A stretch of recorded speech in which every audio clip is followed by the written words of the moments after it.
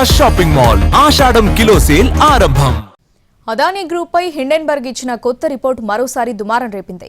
ఈసారి SEBI chairperson పేరును Hindenburg ప్రస్తావించడం పొలిటికల్ గా రచ్చరాజేసింది. కాంగ్రెస్ బీజేపీల మధ్య మాటల యుద్ధం స్టార్ట్ అయింది. మరోవైపు హిండెన్బర్గ్ రిపోర్ట్ పై అటు అదానీ ఇటు సెబీ చైర్పర్సన్ సీరియస్ అయ్యారు. సెబీ చీఫ్ మాధవి దంపతులపై హిండెన్బర్గ్ రిపోర్ట్ రాజకీయ దుమారాన్ని రాజేసింది. ఈ ఇష్యూపై విపక్షాలు భగ్గుమంటున్నాయి. అదానీ గ్రూప్ పై కేంద్రం తక్షణమే చర్యలు తీసుకోవాలని కాంగ్రెస్ డిమాండ్ చేసింది. క్రోనీ క్యాపిటలిజం స్పష్టంగా కనిపిస్తోందని విమర్శించింది.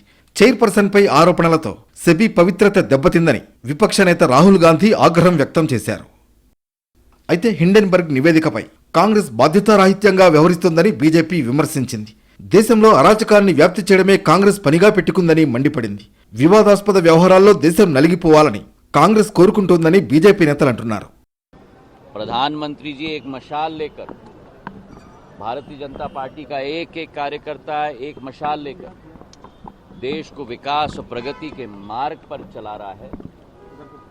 कांग्रेस केवल भटकाने की कोशिश, अंधेरे में रखने की कोशिश, जो उनकी पद्धति रही है इतने वर्षों से, उसी पद्धति पे कांग्रेस चल रही है. మరోవైపు హిండెన్బర్గ్ ఆరోపణలను అదానీ గ్రూప్ తీవ్రంగా ఖండించింది. అవన్నీ దురుద్దేశంతో చేసిన అలిగేషన్స్ అని, పెట్టుబడిదారులు ప్రజల్ని తప్పుదారి పట్టించడానికి హిండెన్బర్గ్ ప్రయత్నిస్తోందని ఆ గ్రూప్ అంటోంది. హిండెన్బర్గ్ ఆరోపణలపై సెబీ చీఫ్ మాధవి, ఆమె భర్త ధవల్ బచ్ స్పందించారు. తమ జీవితాలు, ఆర్థిక పరిస్థితులు తెరిచిన పుస్తకాల్లాంటివన్నారు. ఆర్థిక లావాదేవీలు వెల్లడించేందుకు అవసరమైతే అన్ని పత్రాలను సమర్పించేందుకు సిద్ధంగా ఉన్నామన్నారు. హిండెన్బర్గ్ లేటెస్ట్ రిపోర్టు ప్రభావం ఇవాళ స్టాక్ మార్కెట్పై ఉండే అవకాశం ఉందని నిపుణులు అంచనా వేస్తున్నారు. గతేడాది జనవరిలో హిండెన్బర్గ్ ఇచ్చిన రిపోర్టుతో అప్పట్లో కలకలం రేగింది.